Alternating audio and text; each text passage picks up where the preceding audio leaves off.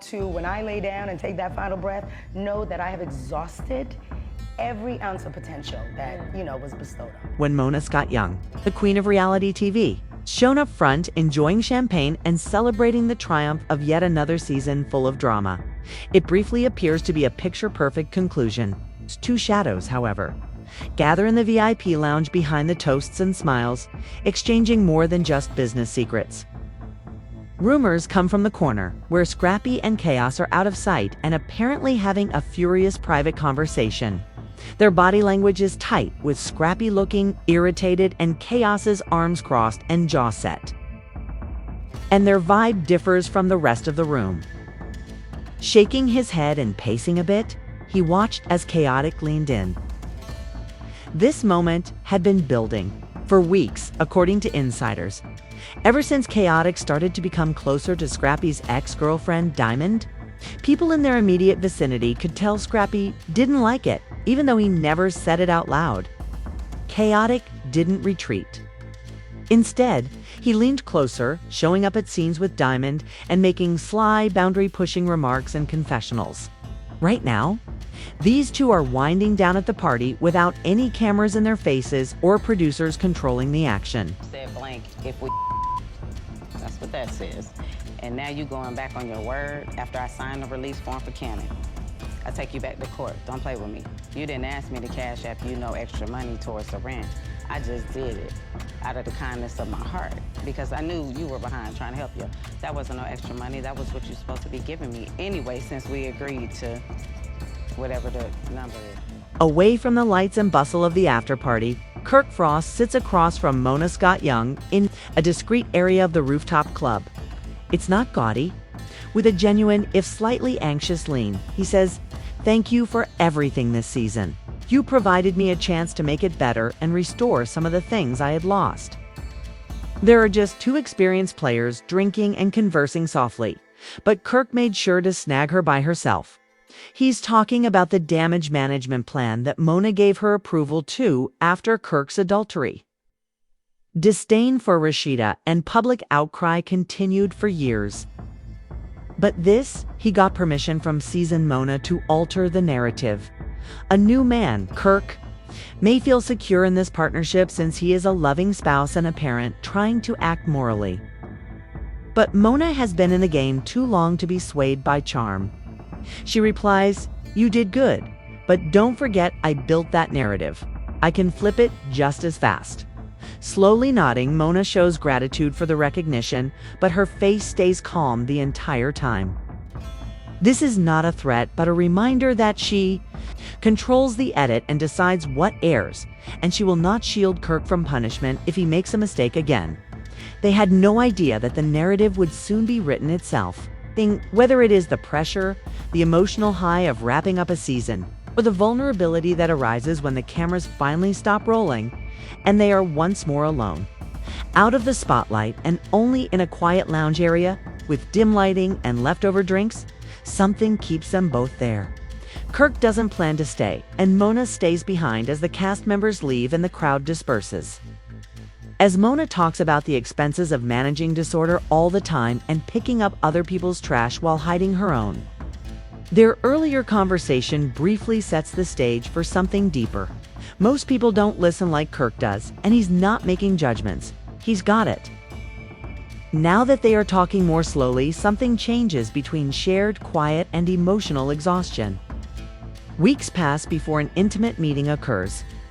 Although this is not the first scene she created, life continues until Mona starts to feel weird. At first, she writes it off as stress or fatigue, but something persists. The news that she is pregnant hits her hard after she takes a test. Not only does she not immediately tell Kirk, but she is unsure whether she will. The complexity is too. I ain't trying to do shit. You already know I'm not. Like when, where, how, when. So what the rest of the text messages at so I can find out this information about what y'all agreed to? Why are your text messages deleted? What you mean? I don't even know what the was being said. I was frustrated. I might have thought about and I don't know if I sent same day, the next day, I sent the money and did what I needed to do. That's it. I ain't do nothing else. Kirk tries to be composed when he is at home with Rashida. He deletes Mona's ambiguous text message stating they need to talk before Rashida realizes that she is already suspicious and has been keeping a tight eye on him since their previous trying period.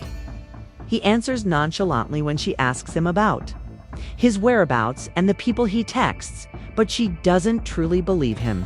He becomes anxious whenever his phone buzzes and is unsure if Mona will say anything, but the fear of what could happen prevails. With no team or cameras present, Mona is silently breaking down in her house.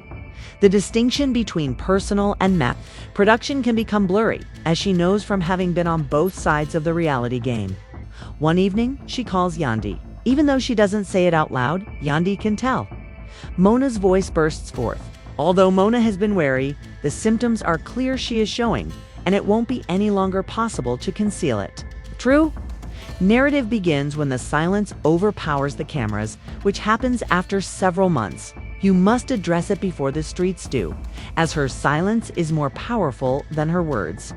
Even when others act as though they are unaware of the small changes in her world, word soon gets out once a producer makes a discreet question offset. The tension is strong at Mona's office when she calls Kirk in a panic after hours. Step, you must resolve this. Mona is straightforward but composed. The timing isn't right, she says, and he's not ready. But she doesn't have time because she's balancing maternity visits, press conferences, and storyline meetings. She shied away from questions, and This Show is currently planning its next season. Mona tells him, I gave you space to fix your story, but this one isn't just mine to carry. I won't let it explode on my doorstep without warning, implying that she won't be able to continue to hide behind production schedules any longer. Kirk nods, but his anxieties are greater than Rashida's reaction.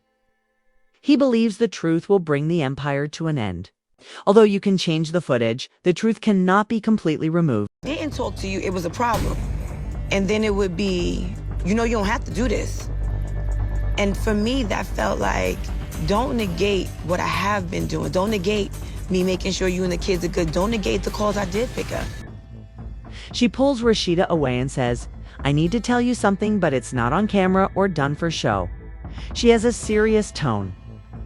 For too long, she has been hiding Mona's secret. Even though she didn't ask, Mona confided in her. Currently, she observes Kirk moving around her. Rashida initially listens in silence, understanding that it isn't gossip, but her face changes as Yandi continues. She realizes, not again.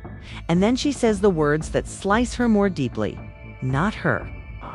Her eyes widen and her lips open slightly. Seeing Kirk has not only upset Rashida, but it has destroyed her. Misled her before, but this time it was. With Mona, the hidden storyteller, career director, and brand development helper. Not some petty groupie or sidekick looking for power. I couldn't bear to see her wander around in the dark for Rashida, Yandi adds, placing a hand on her shoulder. But she didn't want to be the one to explain. While betrayal was nothing new, this one was special since it originated at the top. Rashida doesn't take long to enter Mona's office without knocking. Rashida interrupts, startling Mona, whose eyes don't waver even if her voice is shaking.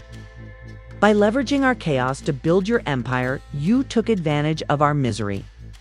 Then you fabricated your own story with my spouse behind our backs. 'Cause? Mona doesn't flinch or interrupt. She lets Rashida speak. You've had my trust. Rashida moves on. We were business partners and pals, I thought. Mona tries to clarify that it wasn't prearranged, that she never intended to hurt her, and that one moment went too far. Although she sounds sincere and perhaps afraid, Rashida is unconcerned. With him, everything is always spontaneous and accidental, but you were aware of this.